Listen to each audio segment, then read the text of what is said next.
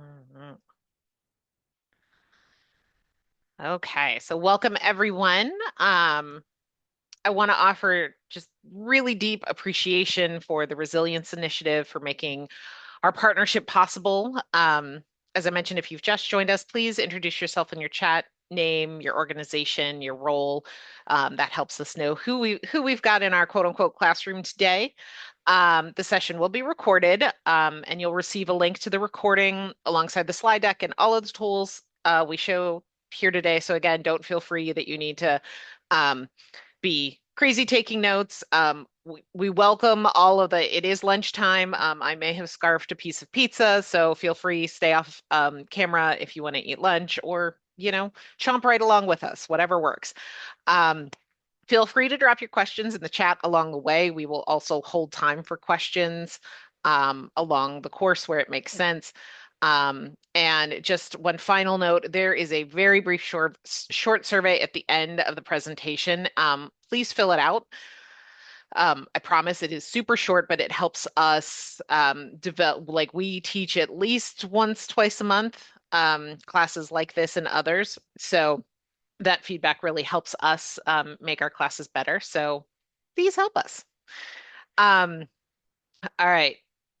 So before we get into today's content, I just wanted to remind you of the additional support you have available through our partnership with Resilience Initiative. If you have not taken advantage of our up to 5 free hours of one-on-one fundraising coaching or consulting with our team, please reach out to Michelle. If as you've gone along this executive director series, there are any things like, that tool's amazing, and I have no idea how to dive in, that's the perfect kind of thing to use coaching hours for. So if you think of any of the things we've talked about, you'd like to work with me directly on for those 5 hours, holler at Michelle. We also do fundraising Fridays. I know, sure, Nancy, we can definitely put Michelle's email in the chat. It is also in the slide deck that you receive. So, um, and we also do fundraising Fridays. I know many of you have been to fundraising Fridays. They are a 6-year tradition here at Progressive Multiplier. We also have the recordings of every fundraising Friday we've ever done on our Convergence online. So a veritable buffet of fundraising training is available to you. So please make sure that you tap into that. Um, is there anyone who is on the call who has not been part of the series to date? I don't think I see any new names, but I just want to be sure I can go ahead and skip all the upfront. Prima, you have been here. Anybody who has not? No, I just want to ask a question about the fundraising Friday videos. I have Yep. never seen them. So we will shoot Michelle an email, and she will be able to make sure that you are to get the information about them. They are Okay. available to all Resilience Initiative groups, and there is Janet, who runs the Resilience Initiative, sends out like I think like a weekly or every other week email that has whatever the topic is and how to register. All Thank right, you. sure thing. All right. So, Valeria, can you skip to the quote slide for me? The next, yep. So we're gonna skip my introduction because my name is Bethany, ED here at Progressive Multiplier. You guys all know me and my story, so thank you so much for coming back. It means a lot. Um, so I just want to ground us in the backbone of this series, which was the letter to a new executive director from George Gale. So this is the reason why we did this series in 4 parts: the inspire people how to reach for the stars, grow and align your forces for battle, and raise the money to pay for it. And then all the rest is how you do it. Today here in class 4, the all the rest is how you do it is what we're gonna talk about. So let's skip ahead 2 slides for me, Valeria. Okay, so these are the classes that we have done. I know a couple of you have been to 1 or 2, but maybe not all of them. Valeria is going to put the links in the chat. So these links will give you access to the recording of the training, the deck, and links to all of the tools referenced in the training. So that is your online library. I think after today's class, we will have gone over like 17 tools. Um, so it's robust, needless to say. So hopefully that's a really good resource for y'all, and definitely email me if there's something that you feel like, if only I had this, and we will see if we can add it in. All right, so what are we going to talk about today? Let's talk learning objectives. So today is really about how you do these three jobs of inspire, align, and grow and steward together. Larry, can I get the next slide? Um, so first thing we're going to do is really a big diagnostic to figure out where your fundraising ED time is and where it should be. So I'm going to talk all about the standards and how you actually fit this all into the larger picture, knowing that fundraising is not our only job as EDs. Um, we've got a tool for how to identify which pieces of that revenue work deserves protection and maybe some that needs to be jettisoned. We're going to talk about pieces of personal ecology that really make up what I'm calling your executive director operating system. So today is really a how to make your life easier um, discussion. So does anybody have any questions or comments, thoughts, etc. before we get started? I'm just looking at the chat. So my chat window is over here. So if you see my eyes going, that's why. All right, let's dig in then. Okay, so to open this, I want to read something from Thomas Merton, who's a writer and activist, um, who really saw how our own urgency can become kind of a harm. So as you listen, I want you to notice what line or phrase lands most for you, not with judgment, but just with curiosity. There is a pervasive form of contemporary violence to which the idealist most easily succumbs: activism and overwork. The rush and pressure of modern life are a form, perhaps the most common form, of its innate violence. To allow oneself to be carried away by a multitude of conflicting concerns, to surrender to too many demands, to commit oneself to too many projects, to want to help everyone in everything is to succumb to violence. The frenzy of our activism neutralizes our work for peace. It destroys our own inner capacity for peace. It destroys the fruitfulness of our own work because it kills the root of inner wisdom, which makes work fruitful.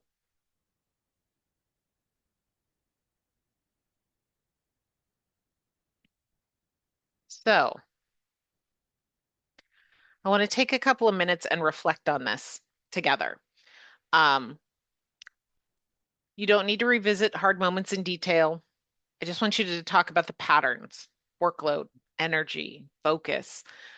Um, and I want, if anyone is so inclined, to talk about where this resonates. Um, where have you struggled, and where are you really hearing this poem? Anybody want to step into the circle?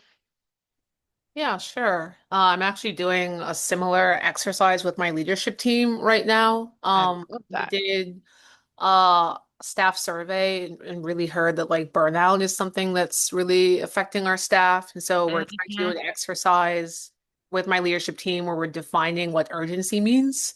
Oh, Urgency for that's awesome. me, urgency for my leadership team, for staff members. We are a nonprofit newsroom. We are a news group, Mm, so we're at the mercy of the breaking news cycle, yep. but we don't have to cover everything like the New York Times would, for example. Hmm. So hearing this poem, I was just thinking a lot about how like I often think everything is urgent, and then I Hmm. often have to step into the fray and do everything. So I've been trying to tell my leadership team I need to be flying at 50,000 feet right now. I'm currently flying too much at 10,000 feet or 1,000 feet. Yep. Uh, so I think that I need to do a better job of trying to step back and not trying to do everything because I think as EDs, we just kind of get into this mentality of I can do it better. I know how to do this faster. So I'm learning how to like step back and trust more so that way I don't do overwork and I try to avoid making every single thing urgent. So that's what I was thinking about as you were reading this. Mallory, I appreciate your candor and I feel everything you said for sure. I often feel very similarly. And Bala, seeing you and Farima in the chat. Anybody else want to step in? I think I can agree. And it's this, the flying at 50 feet and 10,000 feet seems really relevant to this. And it's also, I think a part of it is when you're a founder and Mm-hmm. ED, that's where the balance is very hard. It's hard to not get down in the weeds. 100%.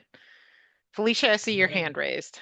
Yeah, I mean, like 100% of this and everyone's comments are resonating with me. But especially as a community center and an organization that's built around bringing people together in a joyful way, that is also in the middle of a huge capital campaign. The stress and pressure and being stretched too thin diminishes our ability to create a joyful community space and Mm-hmm. to bring people together, which is the whole point. Because if the people doing the work, this is not just me, but my whole team, if the people doing the work are just stressed out, then we're not creating that welcome and inclusion and like sense of safety that we want to create for our community and the people that we serve.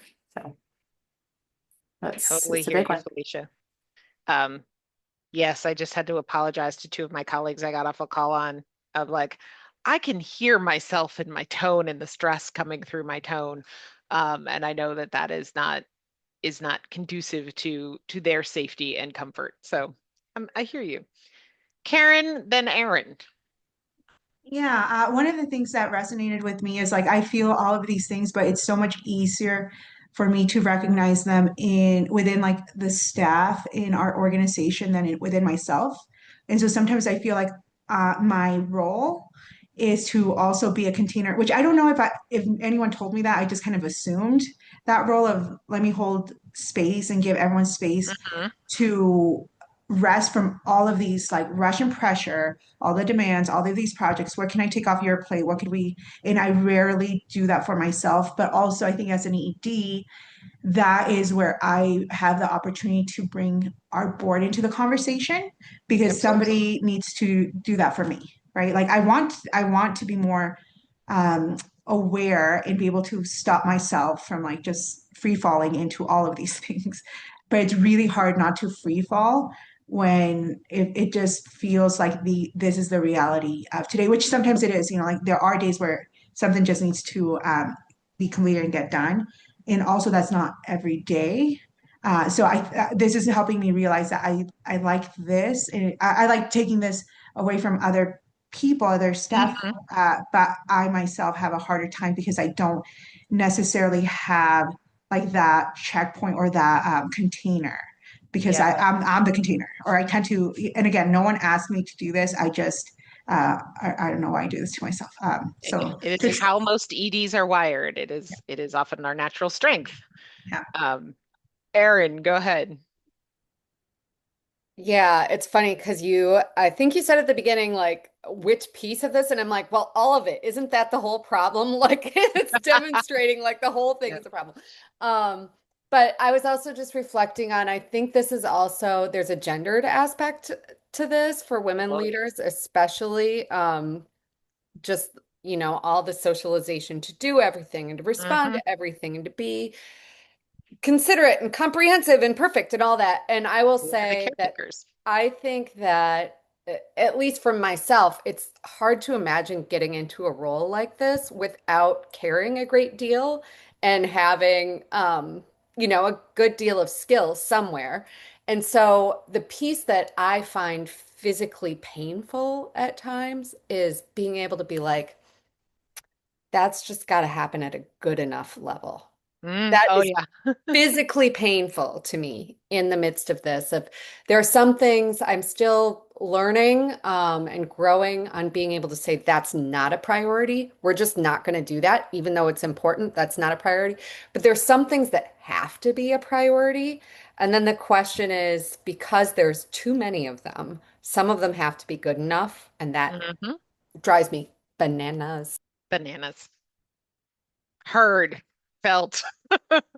Um, yes, all of these things. And it's making me think that because, and maybe that's something Valeria, you and I can talk to the Resilience Initiative about, is just like community of care for EDs.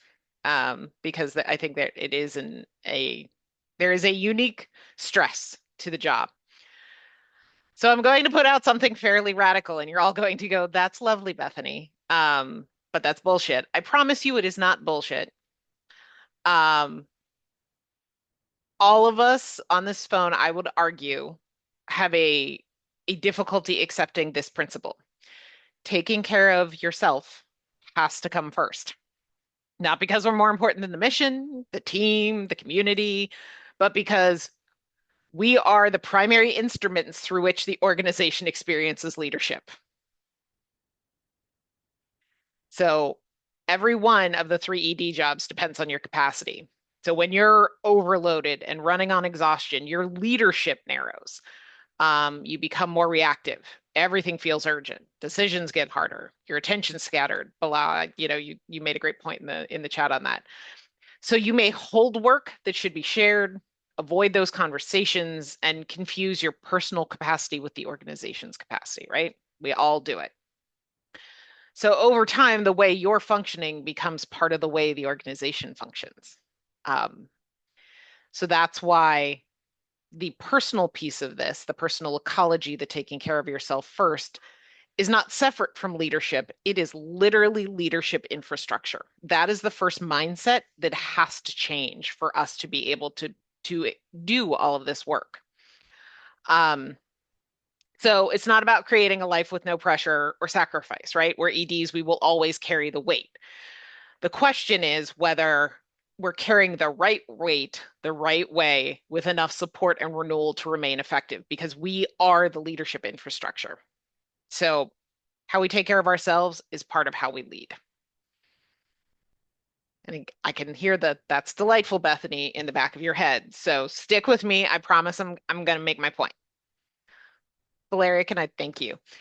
So the framework we're going to draw from today is personal ecology, and this is a leadership practice developed and taught by Rockwood Leadership Institute. This is just going to be sort of the bare bones start of where we do. So Rockwood invites leaders to think about themselves as living systems. So just as an ecosystem depends on the relationship among its sort of resources and conditions, our ability to lead depends on how we manage what we're carrying, what we allow into our attention, and how we replenish our capacity. So the concept and teachings of personal ecology are way broader than what we're going to cover today.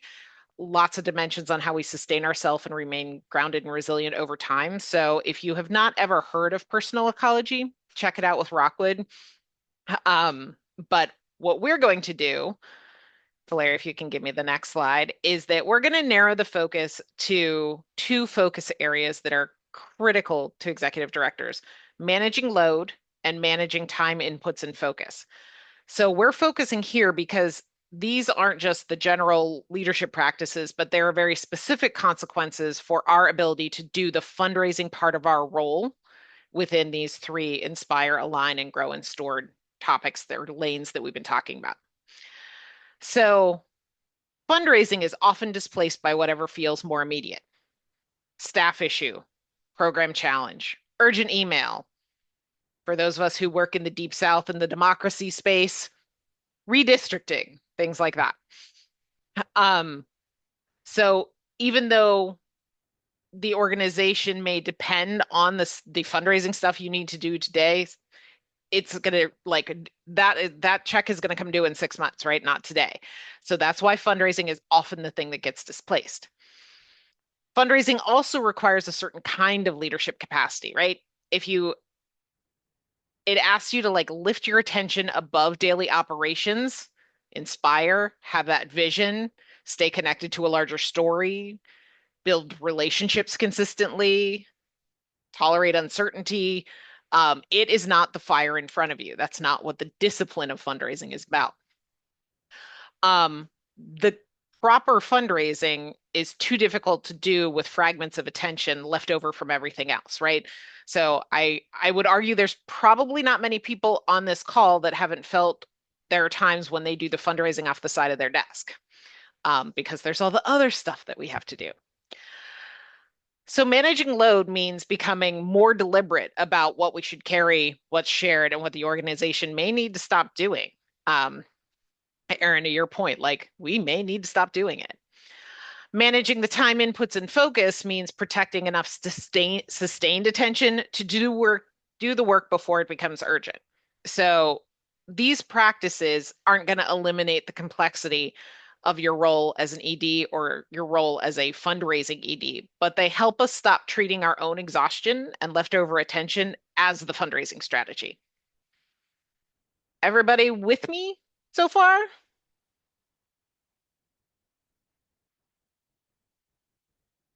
Okay, I see thumbs. And Erin, oof, girl, we could do a whole class on sabbaticals. All right. So I'm going to pitch a weird thing called the ED operating system.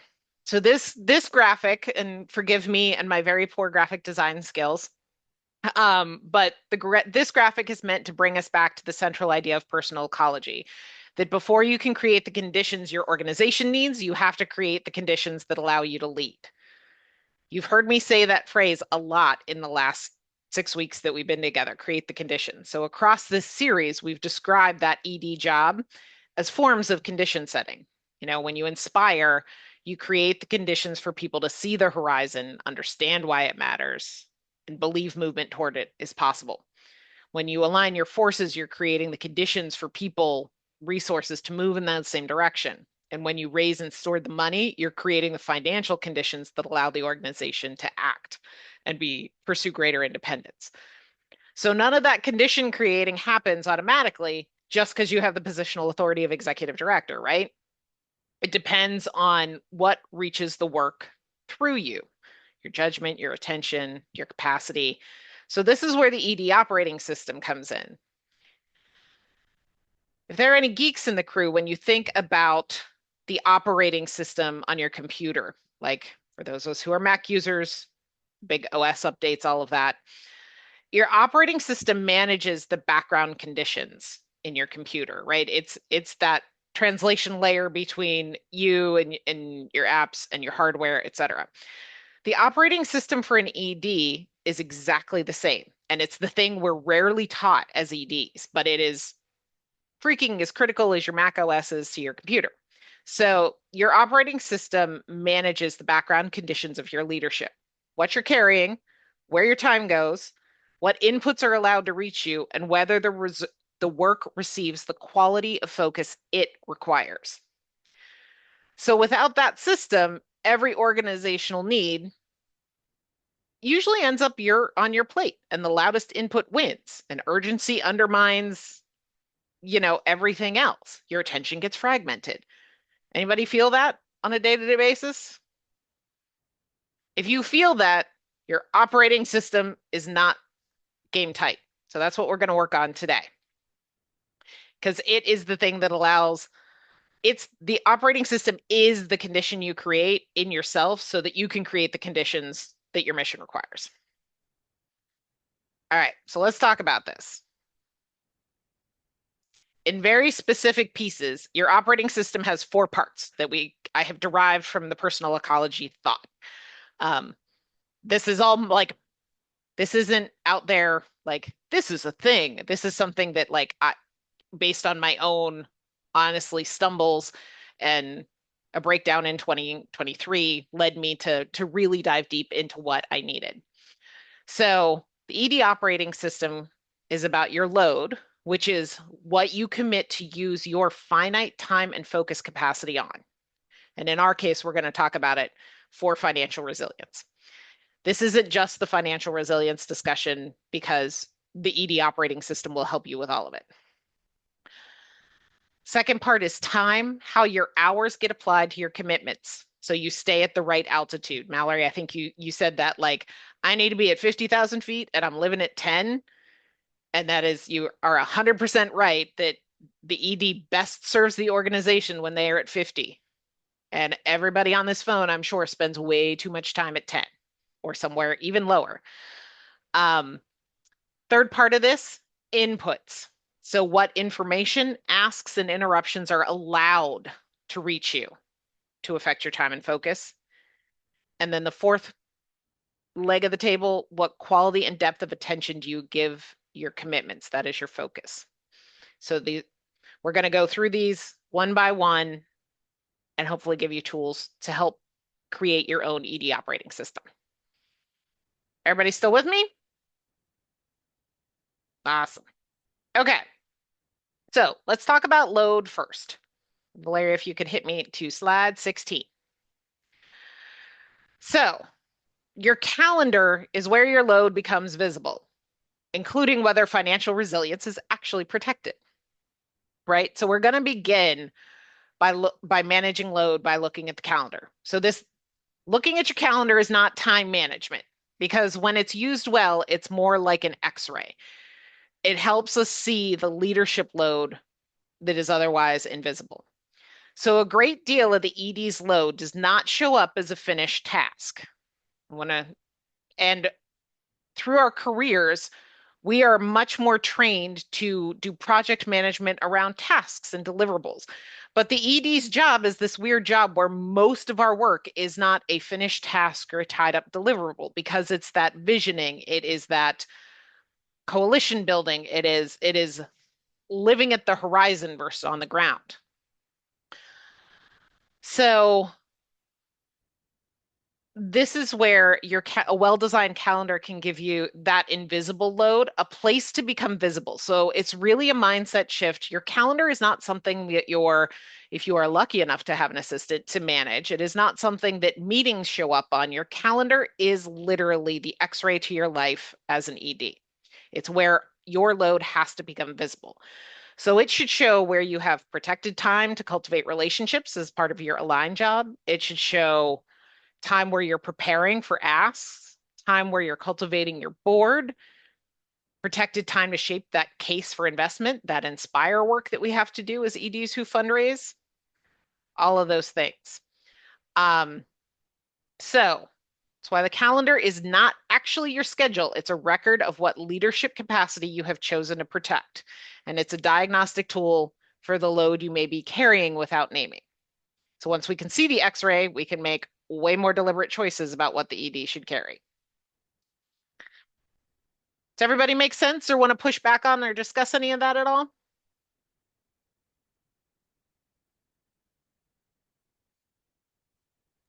I can already tell I'm going to have an entire hour with my executive coach about just this slide. Yes. This is one of those that thinking about my calendar not as a calendar I write appointments on, but as an X-ray to what I carry, changed my life. Drives my team a little nuts, and Valeria can tell you because it's all there. Because if it's not, I overbook. My life, not my schedule, but my actual capacity. All right. Gonna throw out another one of those things you're gonna be like, Bethany, you're crazy. So one of the practical rules is that an executive director should expect to devote about 50% of their calendar to their organization's financial resilience. 50%. Let everybody take a deep breath on that one. That doesn't mean we're spending half of every day directly asking people for money. Financial resilience, as we've talked about, is a broader definition. It is not the fundraising activity alone, as you've learned over those last 3 sessions. That 50% includes like sharing the compelling vision, strengthening your positioning, developing those partnerships that will directly lead to revenue, understanding your financial model, stewarding existing revenue, all of that kind of stuff. So when you inspire people toward the horizon, you're creating the story that also helps program staff understand why the work matters. When you align and grow your forces for fundraising, you are probably also strengthening program partnerships. Those activities can feed fundraising, but they're not automatically fundraising simply because they might eventually help. So the absolute key question when you're talking about this 50% rule is, what is the primary purpose and intended next step of the time I'm spending? If that answer is financial resilience, it is part of your 50% bucket. So in planning your time, we have to start by protecting the work that is unmistakably revenue related, right?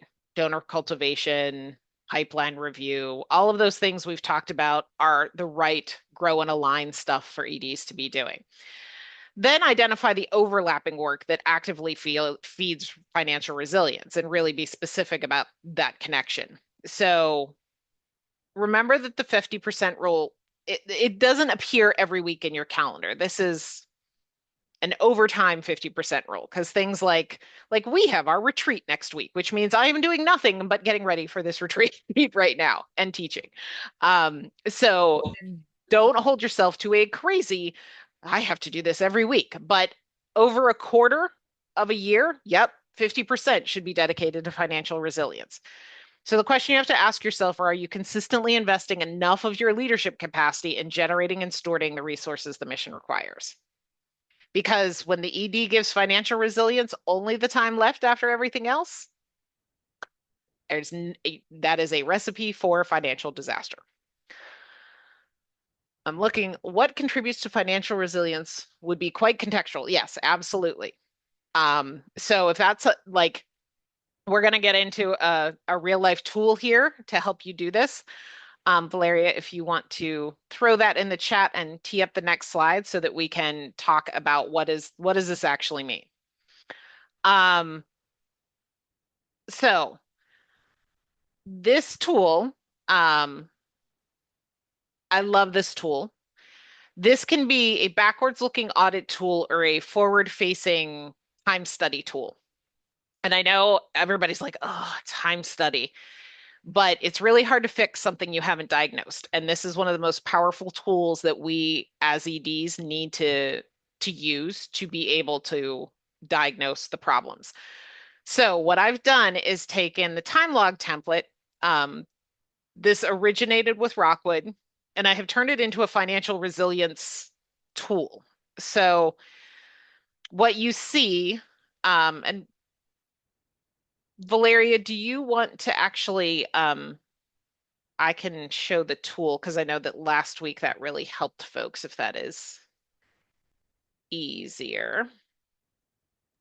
Do you want to share your screen, or I can share my screen to that document? If you have it pulled down in an actual Google sheet, that would be great to share. But if not, then I am happy to share. Yep, if you give me a second, I'll have. Awesome. All right. So while Valeria is doing that, what I want you all to do is look back at the past at least week and estimate how much time you spent on leadership that directly supported the organization's financial resilience. So start with the obvious work, the funder meetings, the donor asks, the proposal strategy.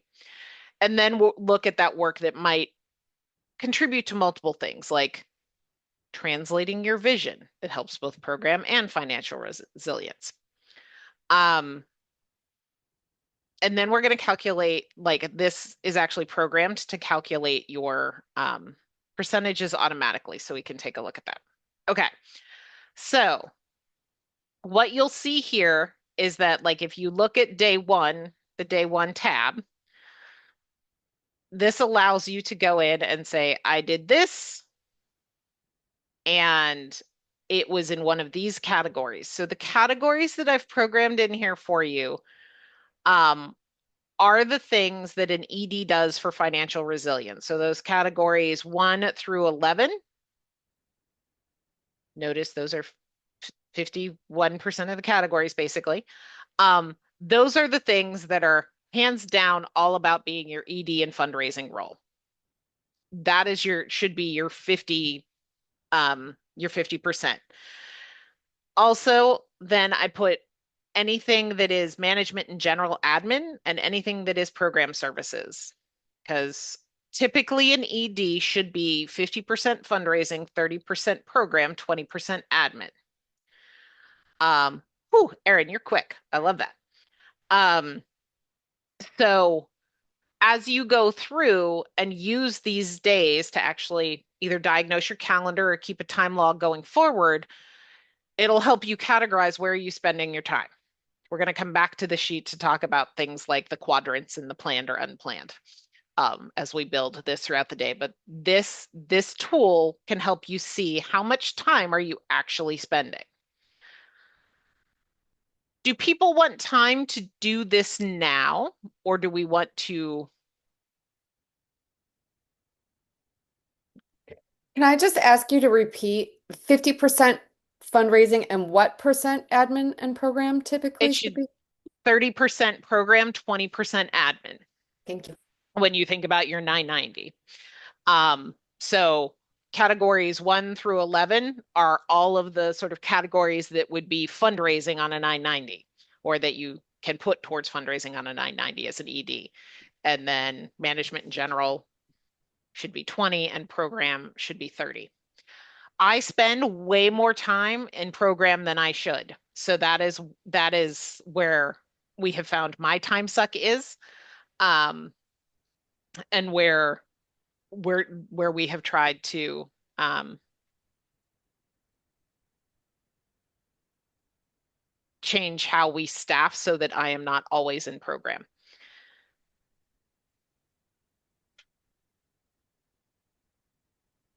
Hmm. Well, I hear you on that. Um, are you all in a sort of crisis situation where you're having to, Six and this months change? down the line, crisis 6 months down the line. Okay, totally hear you. And it's a really good point is that if you are a startup or you are in a post-mature turnaround phase, that is going to be more than 50%. The latter. Yeah. Yep.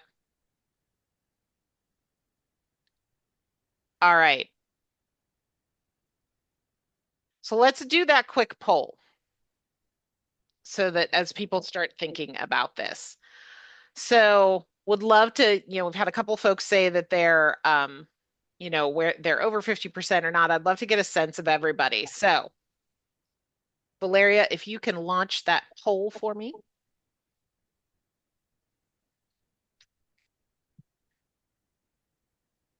I'm seeing access. Gotcha. All right. So let's talk about our percentages. So if you're under 20%, financial resilience getting the leftovers of your time.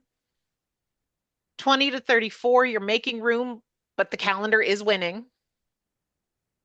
35 to 49, you're closing in on it. 50 to 60, you are in the resilience zone. Over 60, revenue is riding shotgun. Or you have absolutely no idea and your calendar needs a forensic accountant and an archaeologist. All valid answers. So we're looking like people are, we've got the most in that sort of 20 to 34%, which is average, right? Most of the EDs we work with are like 25-ish percent. So that doesn't surprise me.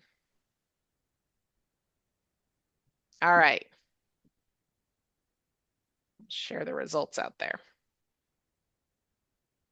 Okay, so I would say we are a fairly average crew. We've got some folks who are doing way more, some who are doing less, but most people are in that quarter place. So most of us need lots of help here. So I'd love to hear from folks what they found in their calendar. And Valeria, if I could get the slide after the poll, that would be great, because it's still showing the Excel sheet. Tell me what's leading if fundraising isn't taking the 50%. What is pulling your time spent out of whack? What's like for me, it is direct program service. I used to be our program director and have never quite shaken that off fully. Same programs. Program. Mhm. management and admin. We're in kind of a post-mature turnaround phase. So Yep. new leader, new ED, new leadership team. So a lot of management. Got it. Are there particular thing in the ops and management, Felicia, Karen, that are pulling you specific? Uh, for me, it's change management and culture and communication, being in a capital campaign, building project, and continuing operations. It's just everything's very complex, and folks are all spread thin and feeling the burnout. And so during those moments, they look to me to kind of solve their problems. And, when there's turnover, who's stepping in to provide interim support to the teams that need it. So, Yep. Yep. Yeah, and for me, I think it's similar. One of the challenges that we're going through is that we're downsizing due to financial circumstances, and so our operations person has left, and that's somebody that I supervised, and now I have the opportunity to take that on, which is literally what are the processes, the procedures, and the like requirements of compliance for 501(c)(3) that have to happen. And there's a lot I'm learning, but also I've been trying to question what is necessary, for compliance, what is critical versus what is the nice to have. And Yep. that's where that is taking me a lot of time to understand what was the nice to have, because we had a full time person on that role versus how do we survive in compliance, within compliance. Yep. 100%. So Karen, if you want to reach out to me, I too am without a finance and compliance person right now, so we have outsourced some of that compliance work, which is way cheaper than me doing it. But I hear a lot of it's staff turnover that pulls you in, or folks that were too focused on operations and now they've got a fundraising issue or things like that. I'm also seeing the trend of if you had a position in the organization before you became the ED, it's really hard to shake it off. And yes, working with consultants takes time. Um, that working with consultants and outsourcing are two very different stories. So we can definitely talk about that. But I want to challenge each of us, and Valeria, if you can give me the next slide here.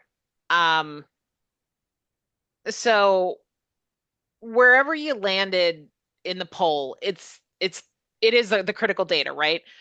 The point of this tool and this audit or time log, however you choose to use it, is not to judge the number, but it's to see what your calendar is actually asking you to carry.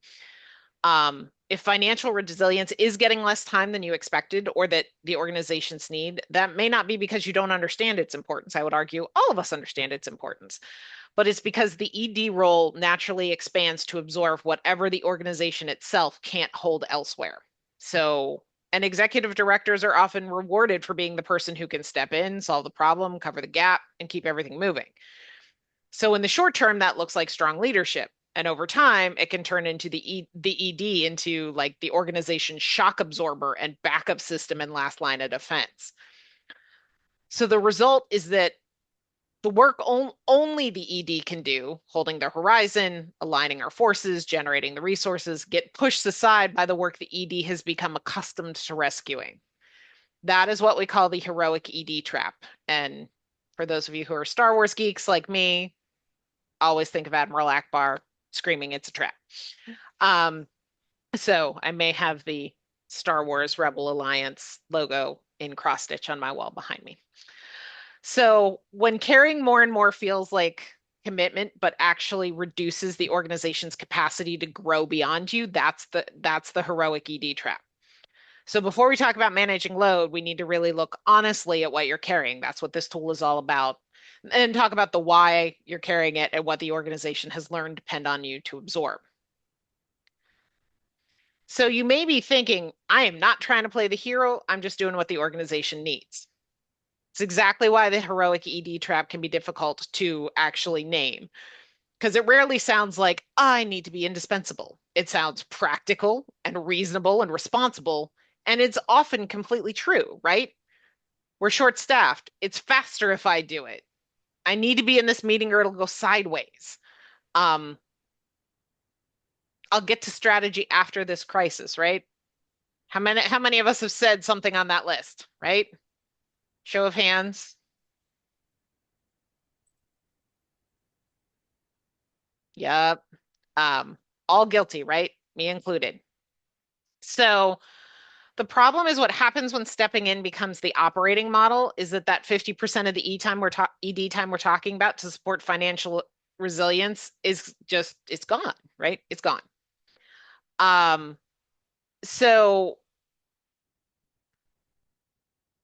one of the unique things about fundraising, though, is that unlike many of the operational responsibilities, it can't be compressed into the time that remains, right? Because the fundraising is about the relationships that require consistency and the long game and the strategy that requires the sustained attention.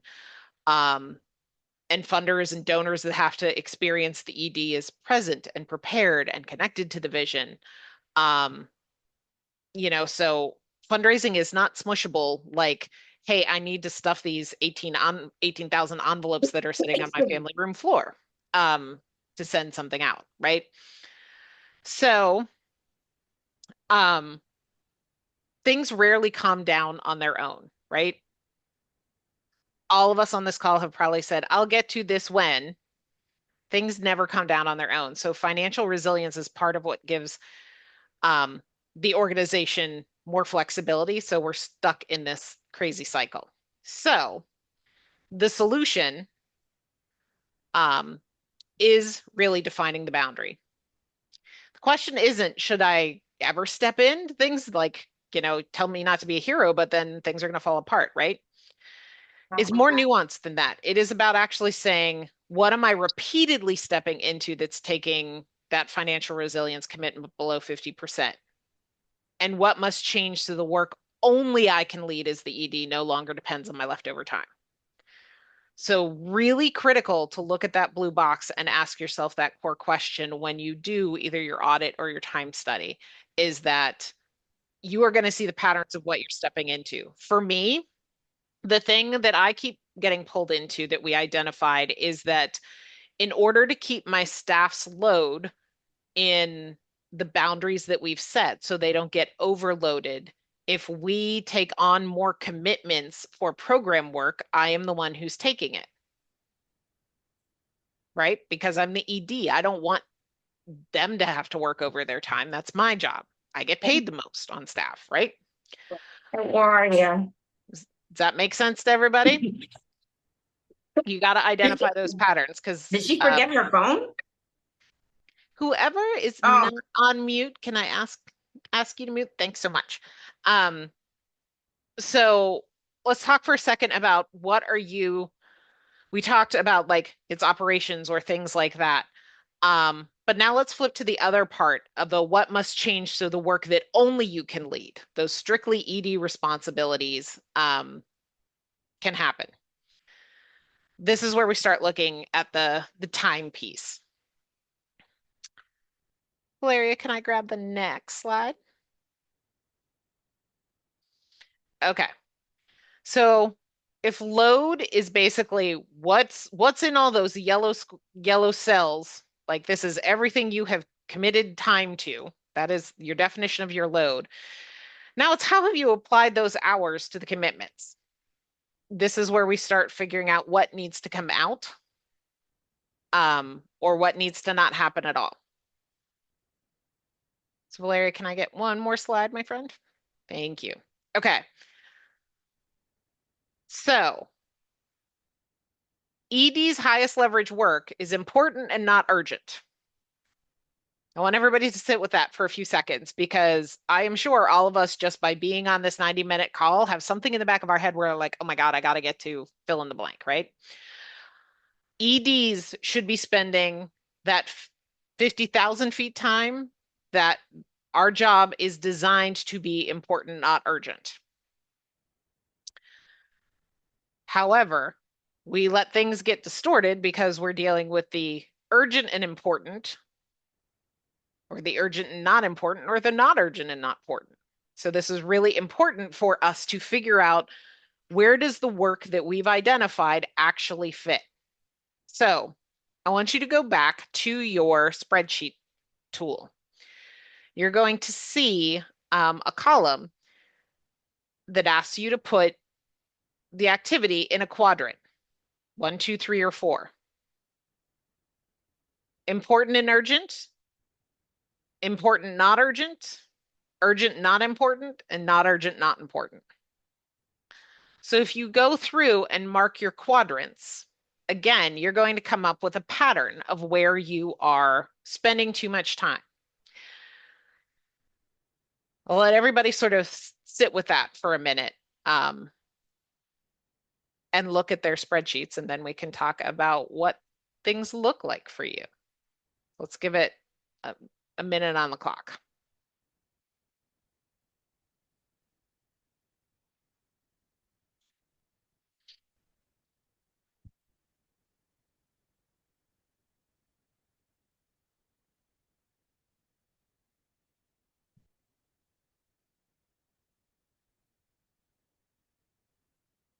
All right, Valeria, can I ask you to launch that second poll for me?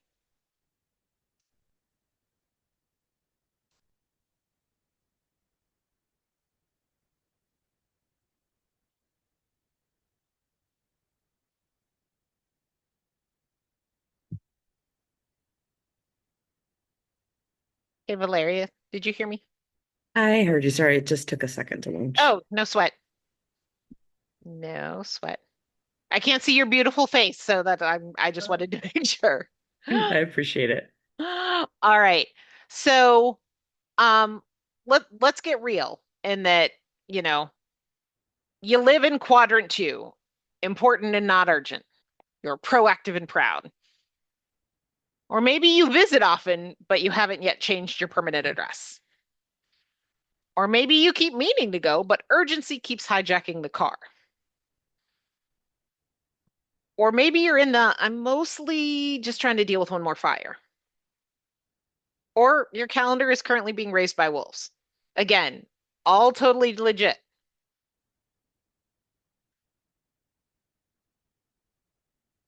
Or quadrant 2, I just don't know her.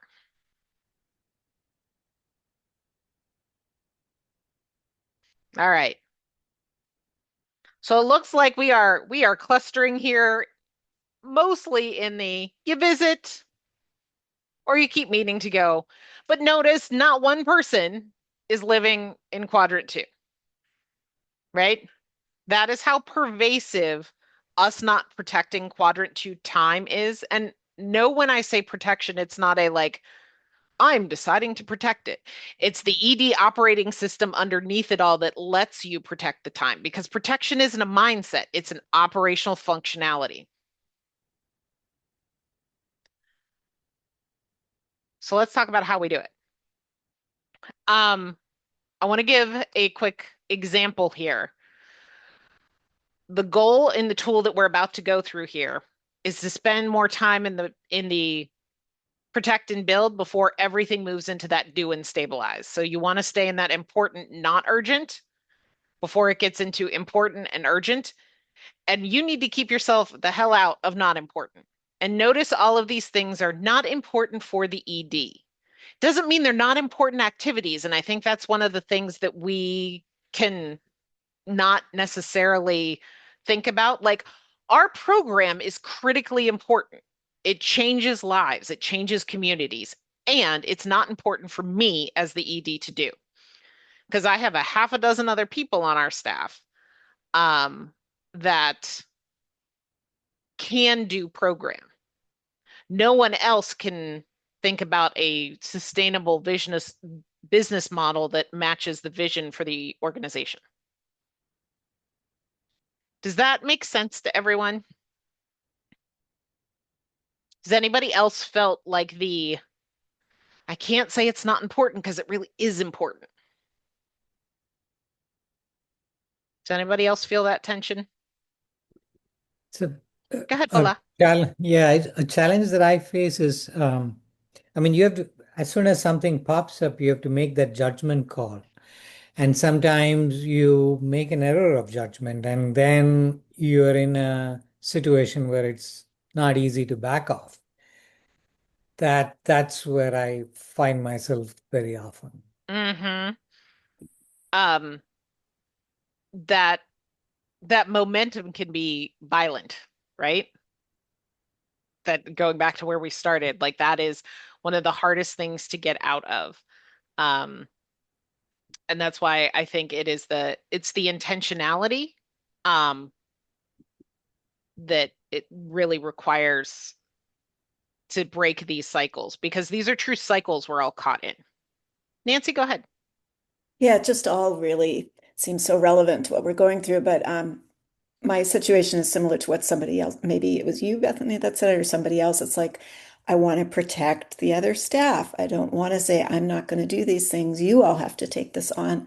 And then we're also in the position, and who knows what all the factors are Right. because we haven't raised enough money. We maybe our salaries are not competitive, or maybe it's the area we live in and who we're able to attract. But then it feels like, we don't have people working at the level that they really need to be able to do. And so they require all this extra assistance, seems like Mm-hmm. from me, from other people. And Yep. so it is this sort of endless trap of Yep. there's way too much to do, or we take on too much program work. We don't have enough general operating support. And so we're committed to, delivering on all these, little projects and big projects, but then it doesn't really fit right into the calendar. And Right. so it's a lot of different things. But yeah, Bala, I'm with you, feeling like, oh no, what's going to happen in 6 months?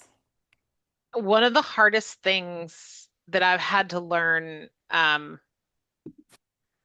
is that when we tracked sort of the biggest potholes we stepped in, it's because we didn't orient onboard our staff well enough to run at the speed we expected them to run to do the work. So we invested in creating an orientation and onboarding process the last 6 months um, to get people properly trained on all the things we asked them to do. And that was freaking painful because to take on the expense of hiring somebody, but to not be able to put a full program load on them was really hard. So we have taken on less program work to be able to be more resilient in how we service it.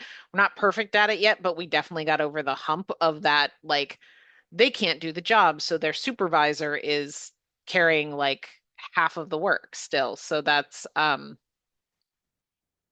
and dealing with the what is fair and how does that play into your salary bands and things like that.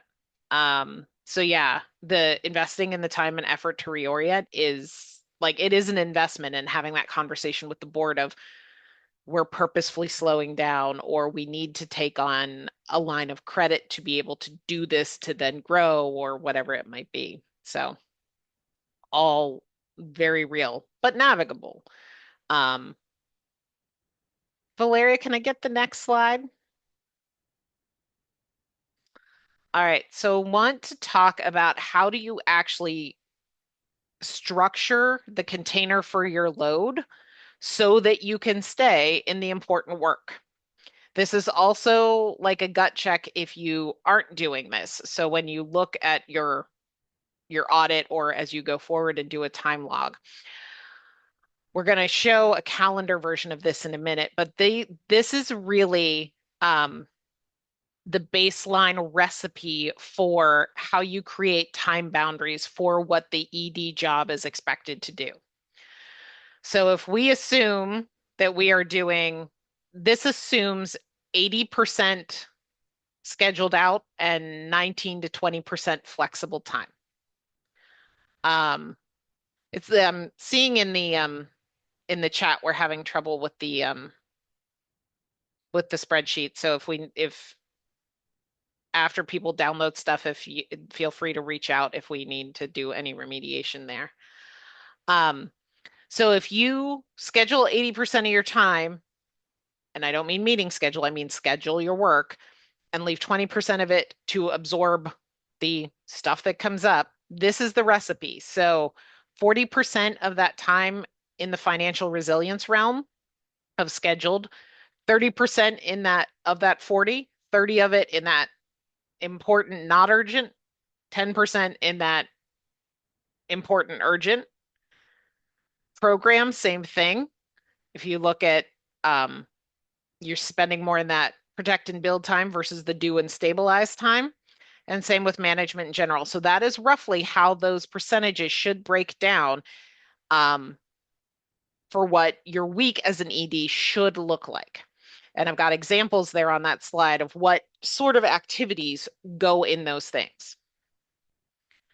I wish I had had this when I started, because backing into this after a personal breakdown, after business struggles, everything else, I wish that I had known that. So this is hard fought knowledge to share. So this is actually a calendar example of what this looks like.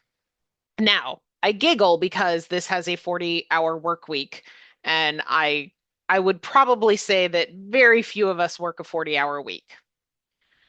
I plan a 50-hour week for myself. Like that is my baseline plan, is a 50-hour work week. That is not something I discuss broadly with my team. I'm sure they notice it. But that is right now what the work requires of me. So that's why I did one slide with the percentages and one with what this actually looks like. So everything in that green is your financial resilience work, orange is program, and purple is that management in general work. And you absolutely can do this to any, like if you work 60 hours or 20 hours, you can apply these percentages. But I started with a 40-hour work week because technically that's what I'm sure most of us would like to work. So what you see here is protect and build time versus do and stabilize time.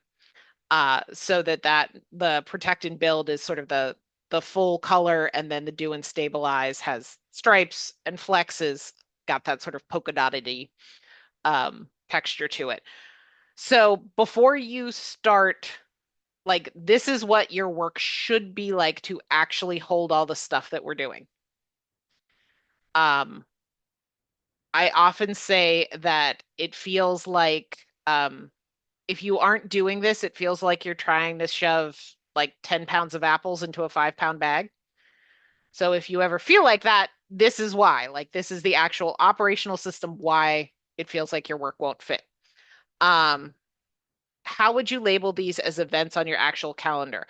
I actually label them this way. So you will see blocks on my calendar, and it's whatever resonates for you, right? If financial resilience isn't a term that resonates for you and you want to call it fundraising, great. I have big blocks. Like my Monday 4-hour block is, I think I have it funder stuff, because that is when I do all of my funder stuff. So use the labels that work for you. And when you have actual meetings, so this is the work, right? Meetings are part of the work. So these blocks are both task and meeting time. You should not be letting folks, what I say, have a party on your calendar without your invitation. So if you have a scheduling link, do not let them have unfettered access to your calendar. Draw that boundary and say, I meet with funders between 9 and 1 on these days, and between 3 and 5 on these days. Or here are my program slots. Because it's rare that a meeting is so urgent that somebody can't find an available slot. Might it be in 2 weeks? Sure. Is there enough of a crisis that I need to break my boundaries to accommodate that? Rare. When you actually get real about and get out of that urgency and heroic trap and say, no, this is what I need to protect the leadership capacity of my organization, because that's what you're protecting. Yeah, no problem. We can meet in 2 weeks. Nothing's going to move until then. And then there are those times when it's like, no, something is freaking on fire. We got a call from a reporter. we had a funder get arrested, whatever it might be, yes, then that is why 20% of your time is not scheduled and you've got those flex times because you do need a 20% shock absorber. How is this landing for folks? Give me some feedback. Does this feel crazy to you? It doesn't, I can't say it feels crazy. But it is a dream. And I think that sometimes I try to block my time off for certain things, and maybe I just don't have any boundaries, and it's always a free for all. Yeah. And that's I think the hardest thing to learn is that like boundaries aren't bad. Because when I don't do this, I get burnt out. And the right stuff doesn't get done. Every single time I break my operating system. Every single time. Um, so but actually saying this isn't time blocking. This is, think of it like designing a house. This is where I'm putting the rooms that I eat dinner in. This is where I'm putting the room I sleep in. I think when we look at it as something as simple as time blocking, it makes it more flexible than it really is. That this is like, nope, this is the architecture of my ED house. This is my ED operating system. This is my Mac OS. It's that important. And we look at it as more of a time blocking or a this. And it's like, nope, this is something different. This looks like a calendar, but remember, this is a diagnostic x-ray to are you doing your job? Does that mindset shift help at all, Nikitra? Oh, absolutely. Yeah. Okay. Yeah. Don't think of it as time blocking. This is like building the house. Yeah. I need to like print one of these and put it big up on, on my wall. And if you want coaching sessions and actually like sit there and screen share and you need help and a thought partner in building this, that's a great use for coaching hours. Okay, we got 20 minutes left. So let's talk about inputs. This is probably the one that I think is the hardest. Bethany, we did just have a quick question, I think, from Yeah, Nancy. Nancy, go ahead. Sorry, I missed you, my It's friend. just another comment of, yeah, Okay. figuring out the pathway from where I am now to moving towards that. Like, what are the little steps to take, how to do it? And I don't know if other people fall into it, but one thing that's been challenging for me is like to try to designate certain times to do certain things is not that I exactly operate on my feelings, but I operate sometimes on my energy level or my Oh, yeah. ability to do certain things at certain times. And so if I say, I'm going to write my newsletter on the third Wednesday of every month at, between 3 and 5. It just might not be the right time to do that. So I don't know. So I kind of fly by the seat of my pants and fit things in. And I know it's not You it's not a break your good operating it's not a good system. way, but yeah, working towards it. I think I would Yep. like to sign up for the coaching and try to figure out how do you evolve this where you are currently Yep. into So something more sustainable.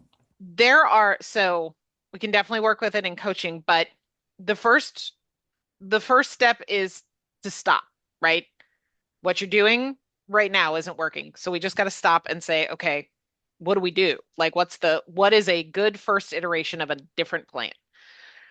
And I think some people try to fix it without stopping, and that, you're essentially then just like skidding, right? Um, the other thing is that if you are incredibly linear and tactical tools like time blocking work for you, that might work. We have a lot of neurodivergent staff on our team. That will never work for them. So I have one colleague who literally writes those blocks out on Post-its and she moves them based on her energy level on a wall calendar. So there are lots of ways, like from a tactical standpoint, to implement the same concept of I know if I'm spending less than, you know, 8 hours a week on this task, shit's going to fall apart. But how you spend those 8 hours can be flexible based on your energy level or your venue, any of those kinds of things. So there are lots of ways to implement this um, that to meet your energy level and brain. Like I don't math in the afternoon. If I have to math, I am mathing in the morning because my brain can't do it in the afternoon. So all my finance stuff happens in the morning, that kind of thing. So you have to actually like know what you're good at when too. Okay. let's talk about inputs really quick. So Valeria, if I can have 33, great. So, the reason that setup that we just looked at, that calendar image, it fails when your inputs are unmanaged, right? Here's what I mean by that. Think of yourself as sitting there with catcher's mitts. All the things that come in you, emails, Slack, texts, staff questions, boards, funder requests, all the things, big crises like actual real crises. Or, hey, I need a quick decision on this thing. All of those are inputs, right? Just saying that list probably raised your heart rate. So those are the inputs. And then there's the stuff we hold just because of the seat we sit in. Things like revenue strategy or vision and case building that isn't coming at us, but we hold it, right? So part of this is a key mindset shift to say that like our flexible capacity isn't a junk drawer. That important urgent time isn't for every loud request. And the protect and build time doesn't fill itself. We actually have to initiate that important non-urgent work. So your job, or if you are lucky enough to have an assistant, most of us aren't, is to take those inputs before they can claim any of that space. So that the non-important stuff never, ever gets to you. And that protected space for the ED work that has to originate with you gets scheduled first because nobody else is doing it. So it's a real mindset shift. The ED is not, there should be a lot that does not reach your plate ever.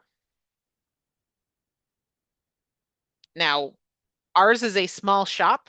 This is one of the things that I would say we are 8 years old, and it has only been in the last year-ish, 18 months, that we are starting to move into that place with a staff of now like 10 and a half, that we are getting to that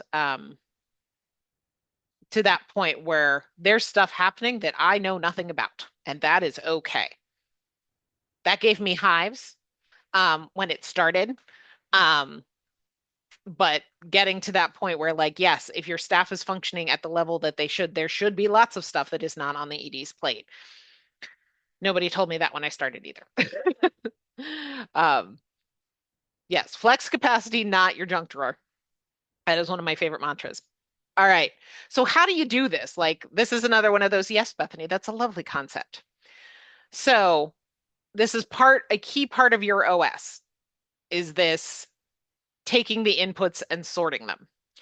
So first there is, it's got to come in. You got to get it out of your head and into a place.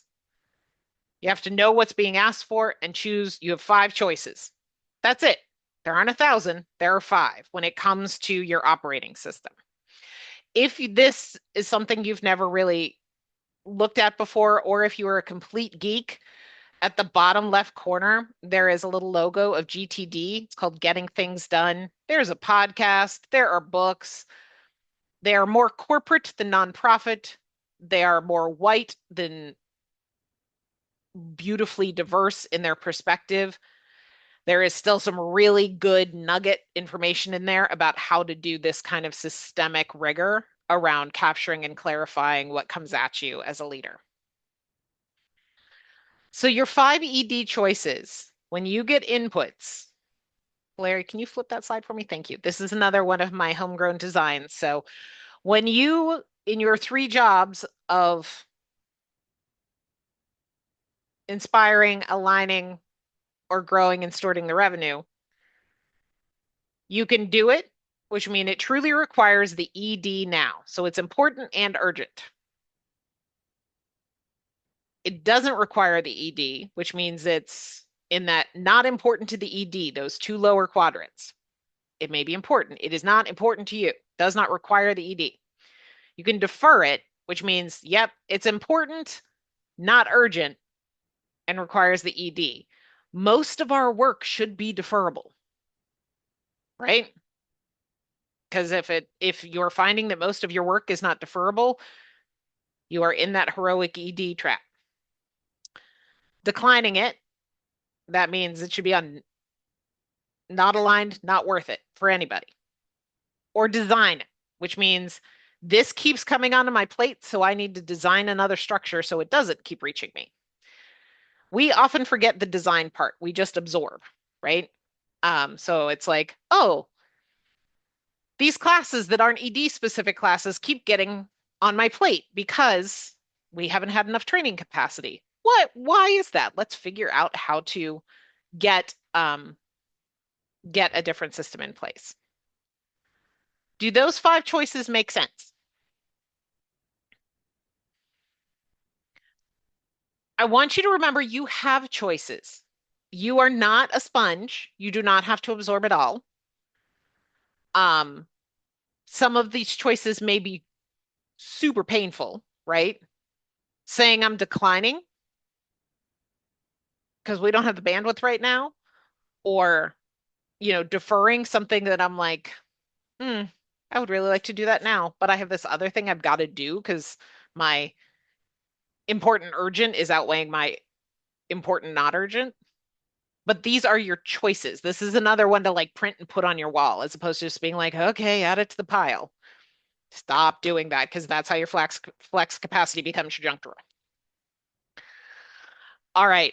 The next 2 slides, I'm going to show you that they're here, but these are reference slides for you. And the first one is a larger org example, and the second one is a smaller org example.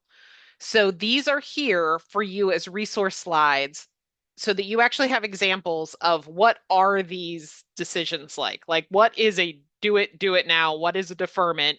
What should you design something different for? These are things we're happy to go over in coaching. They're fairly self-explanatory, but just so that you start practicing making those choices. All right. Coming in hot here at the end. So the last piece is focus. This is load and time, while hard, are far more easy, I think, to manage versus really getting arms around the inputs, because the inputs and the focus are more about knowing yourself and creating your own boundaries. So focus is about the quality and depth of attention that you're giving to your commitment. So Nancy said earlier, doing things that match your energy. There are times that you can't focus on certain things. So once you choose of your 5 choices what you're going to do, you have to assign the required focus. Larry, can I get the next slide?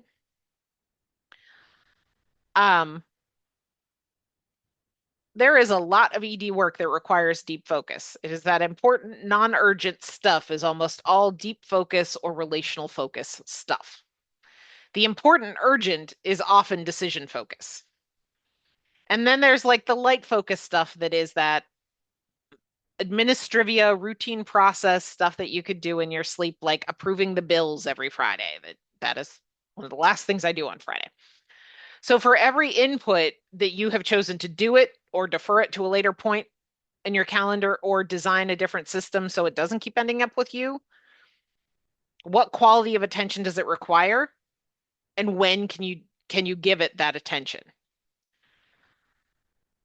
So this means that you aren't actually just, when you think about the house you've built, you are not putting stuff in it just by time, but also by what kind of focus it requires. Valeria, can you flip that slide for me?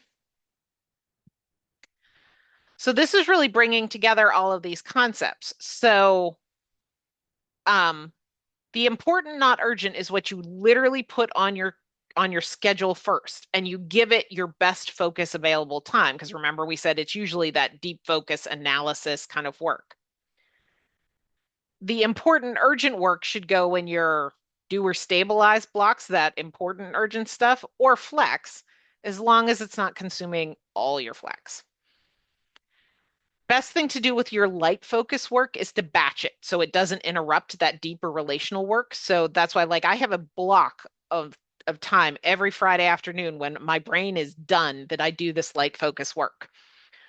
So that's when I like go through and click pay on the bills. It's when I like go through and make sure the agendas are there for next week's meetings. Like all of that stuff that I'm like, it's yes, I have to do it, but it does not require brain surgery. So let's look at on the next slide of what that actually means for my calendar. So this is actually very similar to what my calendar looks like. Um,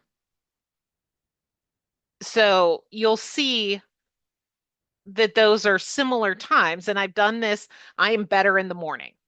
Um, I am not great later in the afternoon. Um, so all of my most important work gets my best, deepest energy, which is all that financial resilience stuff for me is a morning thing. Um, and you can see how those 11 categories get mapped to when I do the work. Um, if you have the option on your calendar to have different kind of booking pages, like if you use Google, you can actually have multiple booking pages so that like my calendar that gets set to funders to book actually fits in those like turquoisey blocks and not all of them. Um, all of my meetings with my accountants are in those are in the purple blocks. So that's how you start using this stuff, the like the house you built, what are you actually decorating each room with so that it gives you the kind of home your job requires. So this isn't just a calendar, this is literally my operating system, or at least a key part of it. Anybody have questions there in terms of what this actually looks like? Is this helpful to see this in real time? Yes, and just trying to figure out where to start. So Happy to do a session with yeah. you. The best place to start is the tool that we've given you. Like audit what's happening,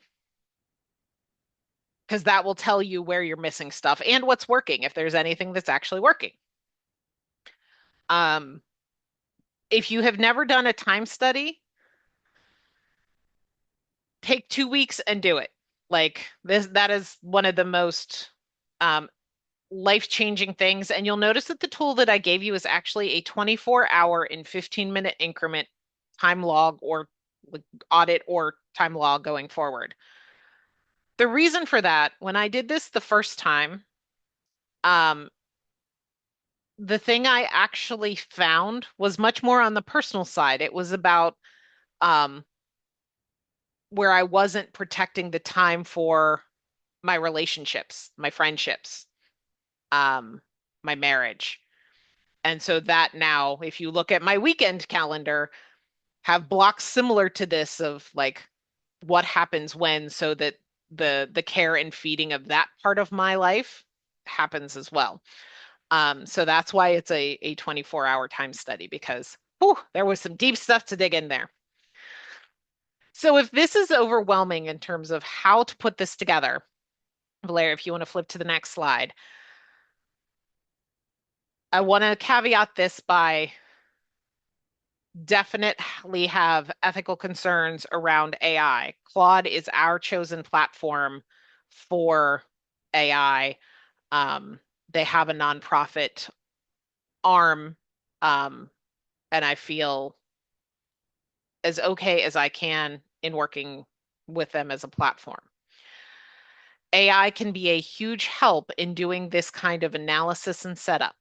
So one of the other tools that we've put in the toolkit is the actual prompts to help to give to AI to help run this. So just like an operating system, this is the kind of stuff that AI is really good for in terms of spotting the patterns, drafting the calendar, sorting the inputs, things like that.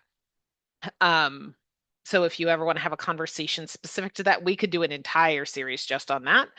Um, and if there's a desire for that sort of thing, please let us know in the survey. If there's anything here you want to see another class on, please let us know in the survey. Um, And we can certainly dig deep into that. The other tool on the next slide that we're going to put in your toolkit. So now that the calendar and all of those pieces that go into it, because it's not just a calendar, it's not just where your appointments live. Beyond this base operating system, how you conduct your meetings, how you keep your revenue and finance visible are critical. So we have put a meeting workbook in the ED toolkit that should help you say, like, what should those revenue generation meetings be? What should those staff meetings be so that they are worthy of your ED attention? And obviously, recovery and reflection practice, also critical to leadership. Resilience Initiative does an amazing, just like we do fundraising Fridays, one of the other partners does Wellness Wednesdays. If you have not checked that out, they have amazing content and some that is leadership specific. So highly recommend those. And as I say, we've got these extra tools in the toolkit for that. So with 2 minutes left, our four class series has come to a close.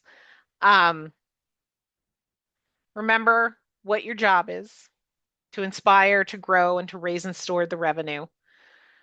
All the rest is how you do it. So I hope you leave today a little more confident and a little more aware of what building the operating rhythm will let you do all these 3 jobs without becoming the system itself. Thank you so much for spending, like, gosh, 7 or so hours with me over the last couple of weeks. Please fill out the survey. Let us know what you thought and how we can do this. Thank you so much for those of you who have stuck in for all the classes. Remember to check out the ED toolkit, Valeria. So when I say we have built a toolkit, I mean it. I think there are like 17 tools here. So there is lots of good stuff if you want to revisit any of it, or if you need help building your ED operating system, please reach out. And if you are interested in any sort of ED community of care where we could get together on a more regular basis and just provide peer support in a safe space, I'm down. So please put any of those things that sound like good ideas in the survey, and we'll do whatever we can to support you. Thank you for all of the work you are doing to help make this world kinder and brighter and more just. And we will see you next time. Take care, y'all. Thank you so much. Thank you so much.